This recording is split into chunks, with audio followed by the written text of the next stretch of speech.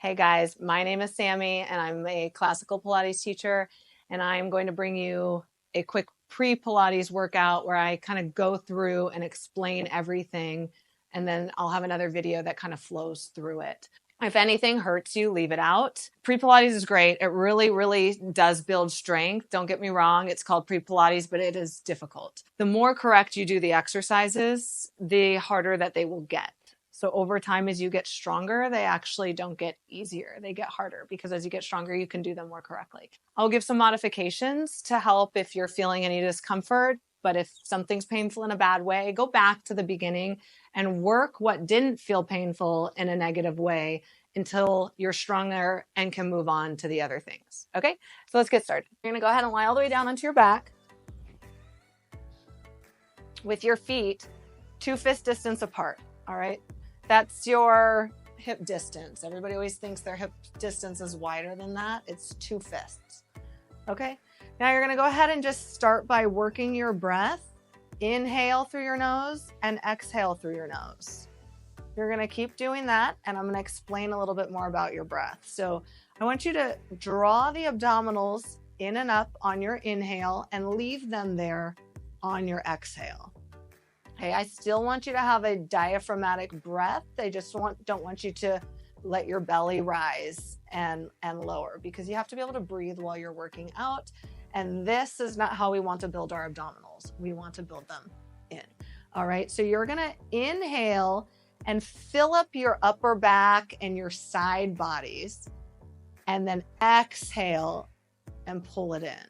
So when you inhale, you're still breathing all around here, but you're expanding wider versus lifting.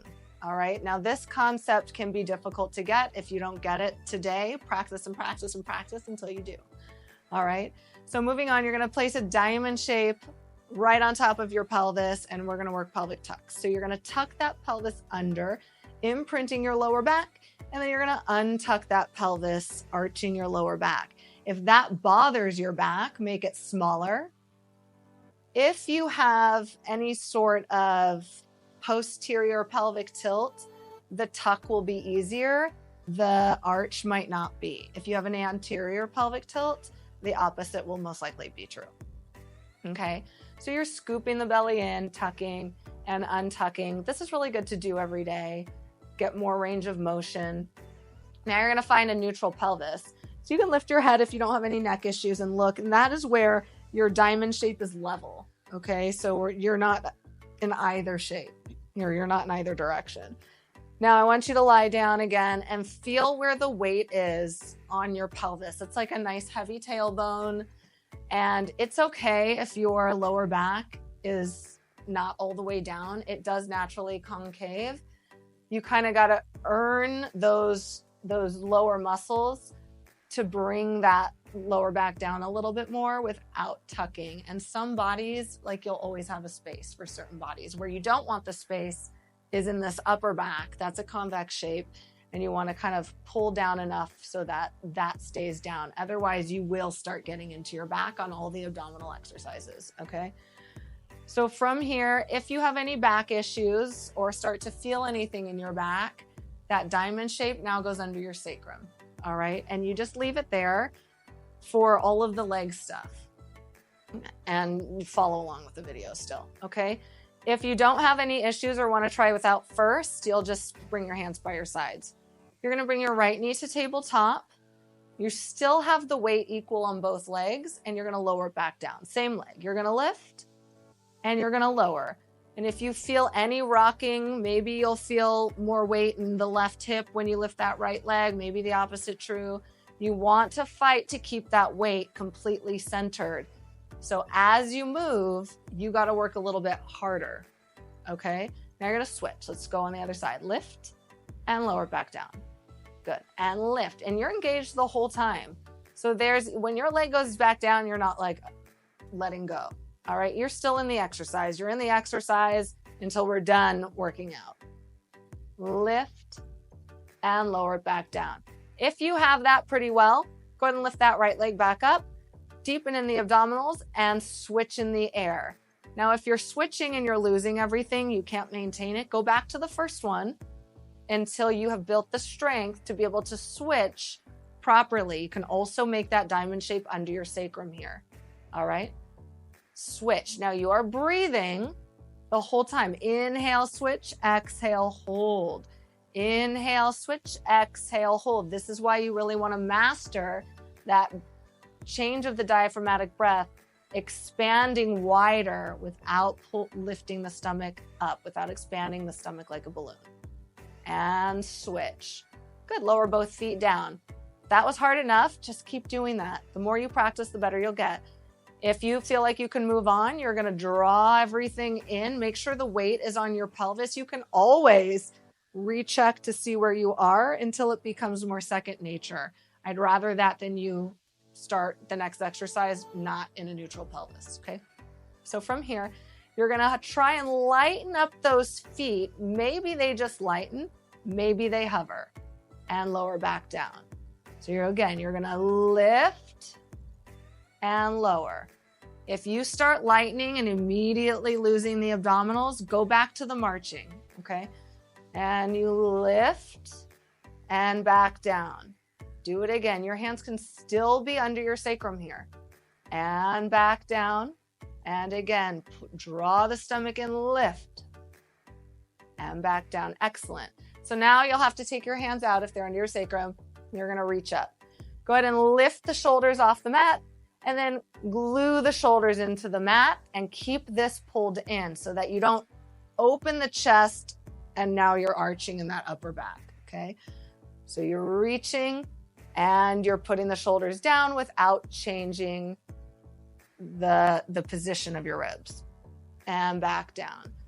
Good. Now there is a difference between completely collapsing the rib and now not being able to put your neck down. You can always, if you have any kyphosis, roll up a towel and put it under your head to help you there. Over time, you might find that you don't need the towel anymore, okay? And you're going to go ahead and reach up and plug it back down. There's also different, keep going, rolls that you can use. I'll have links to them off of Amazon that I use with my clients also. They're not that expensive. And bring it back down. Good. Now keep your shoulders glued to the mat and try to draw those ribs in a little bit more if you can. Keep that pelvis neutral. And now you're going to reach one arm back. You're only reaching it back as far as you can without any of this movement or this movement. Okay. So you're going to reach, reach, and come back up. Keep it small if you need to. Reach and back up. Do it again. Inhale, lift and reach. Exhale, come back up. You're reaching for those forearms with those shoulders glued, yeah?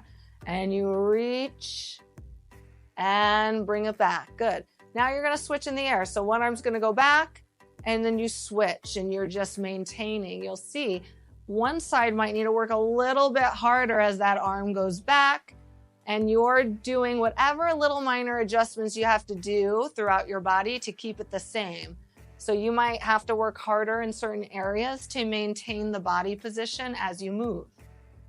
Pause in the center. Now, if you have that, you can always keep doing any of the beginning exercises. If you're moving on, you're going to bring both arms back and bring it back up. And again, you take it back, you draw the stomach in, and you bring it back up. Do it again. Good. Reach. Maybe you go a little further and come back up.